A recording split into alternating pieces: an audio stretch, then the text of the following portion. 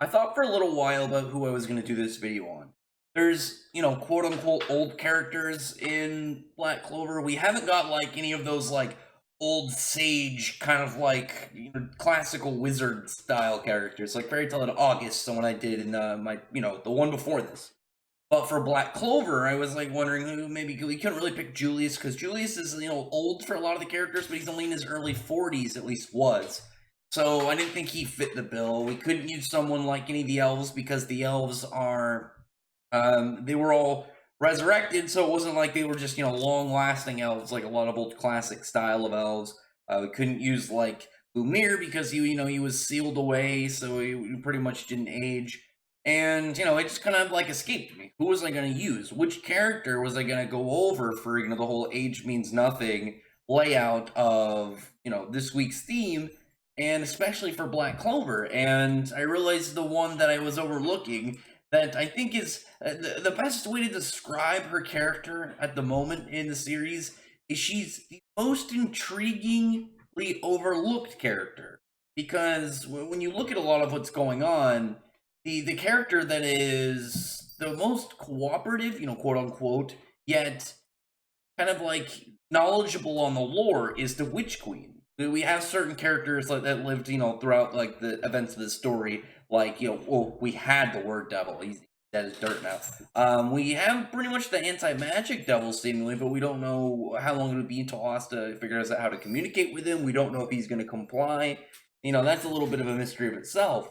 And, who, though, do we have related to the, at least especially the Black Bulls, that know these things? Because seemingly the Witch Queen was alive during all those events. Like, one thing that's very funny that I, thought about while doing this video is between Julius, because we had Lumir was the first Wizard King.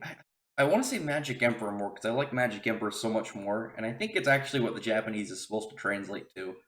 Screw it. I'm gonna go Magic Emperor mid-video and just change it. I'm just gonna go with it now. But we had the first Magic Emperor being Lumir, and we had the 28th Magic Emperor being Julius. There's 26 people in between them. You gotta think like that's a lot of people. That wasn't like Naruto. It's like, oh, we started out with the third Hokage, and we know there was a fourth one, but they went back to the third. It's like, oh, there are two more prior to them, and then whatever. The Fairy Tail had, Makarov was the third Guildmaster, getting into the series. So it was like, oh, there were two more that, we don't know about. We could find out eventually as well.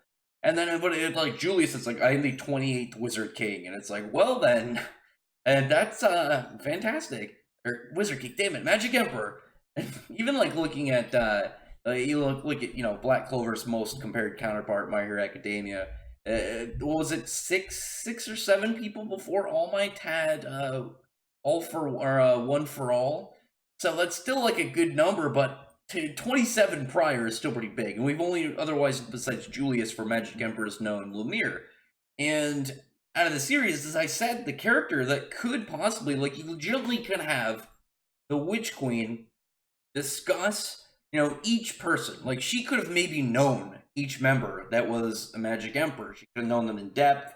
She could have had maybe like close relationships with them. Maybe like they were friends. Maybe that's why like they were able to have like the Witch's Forest stay independent and cut away from any of the other kingdoms. Because when you think about it, like, not only is like the Witch's Forest, like, they have powerful people there. They got powerful spellcasters. They know how to make magic tools. But also, you have the Witch Queen, who is not only very powerful, but she is also very knowledgeable. And not only that, it's just not like, oh yeah, she has strong magic. Her healing is absurd because she can straight regrow limbs and stuff, and like undo like pretty much like curses and hexes like that. So that's a big thing for her. That's a really impressive thing that she's got relatable to like just straight value.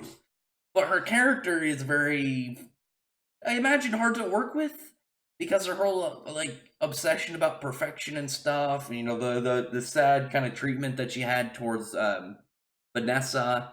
But I don't know, things are turning around for her. I mean, she's at that point when when she kind of like broke with Vanessa's character, because what was funny about her is they didn't beat her because they just like straight beat her in a fight. She kind of like got this like character break when she couldn't control Vanessa's magic with Rouge, because Rouge kept undoing things that happened because of the way that fate manipulation works.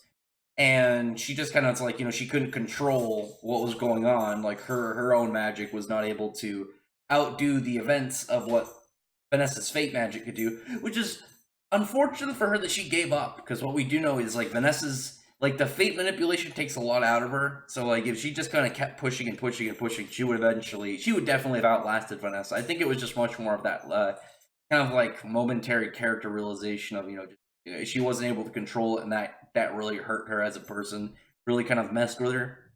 But she's got a lot, like I said, that she could provide for the series, and it's not just like, because she could somehow join. There's a threat and value to her. She could join the Clover Kingdom, or she could maybe end up joining one of the other kingdoms. But again, it's not just her power level, because she's just looking at her and what she was capable of. I think she's around Leona's level, that kind of spot between like a captain and Magic Emperor. It just seems to kind of fit really well, like the level of just the effortless level that she was doing towards like healing, undoing things, full body controlling people, and like when she used like one of her spells to just envelop this area, it didn't look like it took any energy out of her, and just like mounted people up on crucifixes and was ready for an execution. And I mean, that alone just gave her such an intimidating presence, because in Black Clover, relatively most of the characters have a lot of them have like a normal array, like they heal. Okay, we got these spells, and then a lot of them have at least one kind of like hack spell in there, one like broken spell that's like their dangerous one. Yami has his Dimension Slash, for example. The Witch Queen seems to have multiple. She can like instantly body lock. She can manipulate, like control you. She can like seemingly full heal people. I mean, you put her and Charmy on a team, and you're not taking anybody down, because Charmy's gonna just, there's your magic and your stamina back. Witch Queen, there's all your wounds healed. There's nothing you can do about it. I mean, especially because then you can also add in Sakuri, because I guess she's just going straight up by Narrow now, because she can just be like, oh, fatigue and pain, yeah, I'll lock that temporarily. We'll deal with that later, and it adds an extra level of just like brokenness to like the potential of her. Very intrigued with the weird crows. Are the crows or ravens? I think they're supposed to be crows. But like the parts when she what was that part when Vanessa showed up at the witch's forest, and then the doors opened and the birds just all came out and they retracted, and then Vanessa was gone. That was wild. But yeah, she's extremely old, extremely powerful, and this well of knowledge. Like, you could find out stuff that she, what if she knows about like locations of the other anti-magic swords? Because she's the one that first gave information on them. What if she knows something about the anti-magic devil? She could know things about devils in general. She could get, shed some light on the the other dimension where all of the devils are from. Tell us some more about what's going on there. What's going to happen with these other characters? What is going to be revealed for this now revelation that we have a alternate dimension correlating alongside the Black Clover like world that has monsters in it, and not just like, oh yeah, it's a goblin. It's like, no, this is a devil. And the first one to really see in action can manipulate reality to a degree with his words. So I imagine that they're all going to be really crazy powerful. And as somebody's oldest her, you'd think that she's going to have somewhat of a grasp on what's going on with them. Like, she's probably got like the the well of like, not well, like a big library of just tomes and grimoires and whatnot, of history books that have been lost throughout time that she's got clad up. Because she could even be older. She could even be older than what happened like between the elves and the humans. Like, she could just span up, like, as far as we know, she could be 1,000, 2,000, 10,000. We don't know. She could be like where, I don't know, where grimoires even come from. I mean, maybe like originate. I mean, it would make sense if like witches were, at least somewhat from magic, where people like learn to make tools and stuff from. Also, just looking at it, just noticed, I don't think I ever noticed this until looking at that last panel, is how big her book is. Like, her book is not just like thick, it's very large of sides. It's like her entire chest. But yeah, the Witch Queen, I'm intrigued to know like her part in this.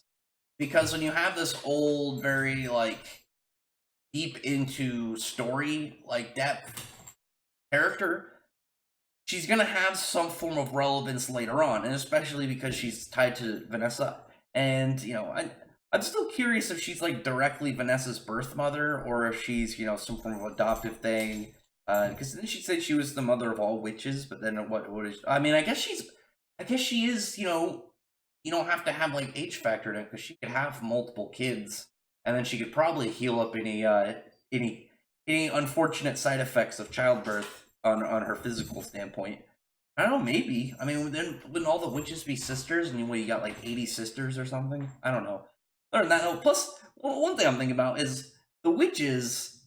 I mean, if you took that into account, wouldn't she have to every once in a while, like, what would she abducting dudes to just soup out and then impregnate herself, or can she like magic Jesus herself and create a new baby out of nothing? But then what happens if the baby's a boy? Does she get rid of him? I don't know. Very intrigued. I want to know more about this chick. Like I said, it's funny because like everything that's going on, people are all concerned about the other kingdoms. They're concerned about what's going on like Mars and stuff. There's people talking about the land of the sun. People are wondering where Yuno's at. There's a lot of questions about what's going on in the story, and I don't think I've seen anyone just be like, "What do you think the Witch Queen is up to?" I didn't even think about her until like, and especially like what she's doing now, until she had to have noticed everything that was going on. And like she's definitely got like surveillance. Like she probably can see. And wasn't it established she can see through her birds? I'm pretty sure she can. And like the level of magic going off, like she should have been able to sense it and whatnot. But other than that, tell me what you think about this character. I wanted to talk about more in like an expanse, but she's really only been in like one arc, and she wasn't in a lot of it. She was like at the beginning of the end. A lot of my interest in her is just like what she can provide for the future. Like I said, because she could, as far as we know, she could know everything about the anti-magic devil. She could provide us exactly what we need, maybe even a name. She could literally give us the name of the word devil that was killed, and we'll at least be able to call him something other than the word devil. But other than that, comment below, thumbs up the video, but from the like button and the subscribe button, and check out my other videos. But other than that, I appreciate everyone who's already subscribed, and I thank you all for listening. Bye.